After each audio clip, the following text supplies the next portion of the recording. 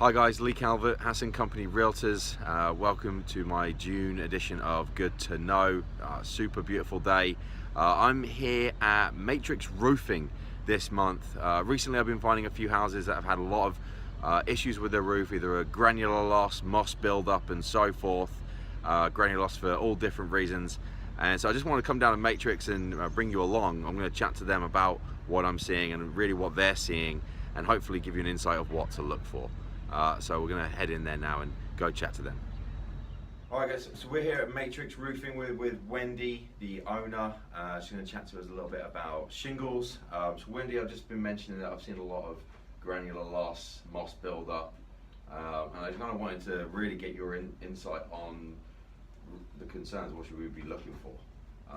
Because I think I don't know whether a certain amount of granular loss is good. You know, kind of like your hair falling out. You get older, your hair goes. Is that kind of the same thing with what we should be looking for roofs, or should they be holding up better? Exactly. Well, granular loss is normal, and so in the beginning of a roof, you're going to see a pretty significant amount of granular loss, just as the shingles kind of condition themselves. Okay. It's not uncommon to see a lot of, half an inch in your gutter kind of area. But as the roof goes through its first season, you should kind of be done with that, except for just a small amount. Okay.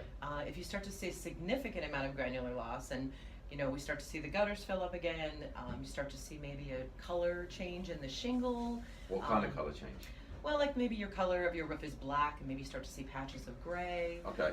Or you have a lighter roof, and you start to see some white underneath. Yeah. White is typically the matting that's under the shingles. Oh, really? Okay. And so what we're talking about at that point is kind of more of a failure of a shingle, Oh, really? Okay. rather than normal wear and tear. And how long do you think you should be expecting of a roof to get to that point? You're going to see failure usually within the first few years. Okay. We do have some that, we've got 6, 7, 8 years into it, but, it's a 30-year roof, so you shouldn't be seeing significant changes in it within the first 10 years. And, I've seen a lot of moss build up. Is there any kind of tips and tricks to looking after your roof for just an average? I don't go on ladders or crawl spaces. How do I look after my roof? For sure. So moss buildup is bad. Okay. Our area, moss is a spore. Don't let anybody lie to you and tell you that they can get rid of it, because it really doesn't ever go away. Okay. We just want to keep it at bay. So regular maintenance is the big one. Cleanings are really good. You want to never ever pressure wash your roof. It will take years off your roof. Oh, really? Yep. Okay. It will definitely put granules in your water. Yeah. And then you want to do a hand cleaning, so typically scraping it off.